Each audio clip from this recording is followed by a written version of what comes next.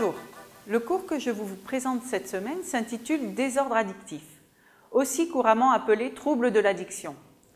Je vous montrerai que l'addiction est une maladie neurologique chronique, tout comme la dépression ou d'autres désordres émotionnels. Je vous donnerai les différents critères qui permettent le diagnostic de cette pathologie invalidante. J'insisterai ensuite sur les mécanismes neurobiologiques qui sont sous-jacents. Enfin, je présenterai 3 exemples de désordres addictifs, que ce soit liés à l'abus d'une drogue, d'un aliment ou à l'abus d'une activité donnée. Je vais commencer ce cours par la définition de la notion de trouble de l'addiction. De quelle façon peut-on diagnostiquer le trouble? Quels sont les facteurs de risque qui favorisent l'apparition du désordre addictif, mais aussi les conséquences de l'addiction? Qu'est-ce que l'addiction? C'est une maladie chronique du cerveau qui se caractérise par un comportement de consommation abusive d'une substance, comme par exemple l'alcool, ou par la répétition abusive d'une activité donnée, comme par exemple les paris en ligne. La personne qui développe ce trouble oriente tout son temps et son énergie vers la recherche compulsive de l'objet de son addiction, en dépit des conséquences négatives sur sa santé, sur sa vie sociale, professionnelle ou familiale. Il existe 2 catégories de troubles de l'addiction. Les désordres addictifs liés à l'usage abusif d'une drogue d'abus, comme pour l'alcool, la nicotine, la cocaïne, les opiacés, héroïne, morphine, les benzodiazépines, le cannabis et d'autres. Les désordres addictifs liés à la répétition abusive d'un type de comportement, comme pour les jeux d'argent, l'utilisation d'Internet et les réseaux sociaux, les jeux vidéo, le sexe, les comportements alimentaires, comme par exemple l'excès de consommation de sucre, ou bien l'achat compulsif. Il est cependant important de noter que tous les excès de consommation d'une substance ou toute poursuite excessive d'un comportement n'est pas forcément synonyme d'un désordre addictif. Il faut faire un diagnostic qui recoupe un certain nombre de critères précis. En 2013, a été éditée la 5e version du manuel statistique des troubles mentaux, DSM-5. Elle présente une révision de la liste de la sévérité des symptômes. La liste des critères introduit les symptômes tels que la prise incontrôlée, l'utilisation malgré les conséquences négatives ou encore l'échec des nombreuses tentatives d'abstinence. La nouveauté par rapport à la 4e version concerne l'addition de nouveaux symptômes qui mettent l'emphase sur l'apparition de conduites à risque, de problèmes sociaux et le rôle majeur joué par le besoin impérieux de drogue dans la maintenance et la rechute. Ensuite, le diagnostic ne fait pas seulement état de la présence ou de l'absence du désordre addictif.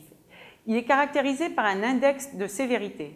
Cet index démarre par une faible addiction, seuls 2 ou 3 symptômes sont présents, puis l'addiction est modérée avec 4 ou 5 symptômes, puis sévère quand 6 symptômes ou plus sont observés.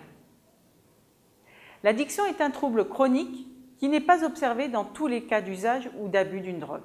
En effet, bien heureusement, la majeure partie des individus qui vont avoir une consommation récréative ne plongent pas dans le cycle de l'addiction.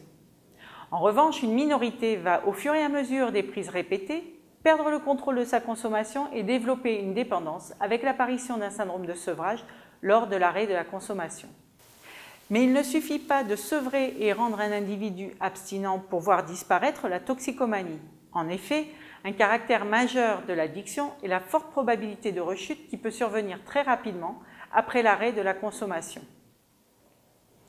La recherche en neurosciences a montré que l'addiction est un désordre mental très complexe et multifactoriel. Les facteurs impliqués sont tous interconnectés. Un seul ne suffit pas à expliquer l'addiction. Il s'agit d'une interaction entre les éléments spécifiques de la drogue ou du comportement à l'origine du trouble, avec des facteurs biologiques et génétiques et des facteurs environnementaux.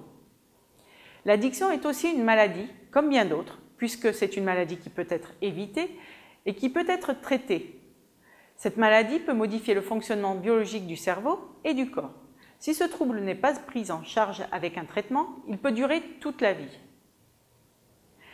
Les conséquences de l'addiction sont nombreuses. Elles affectent plusieurs dimensions de la vie de l'individu et affectent tous les individus atteints de la pathologie, quel que soit leur âge.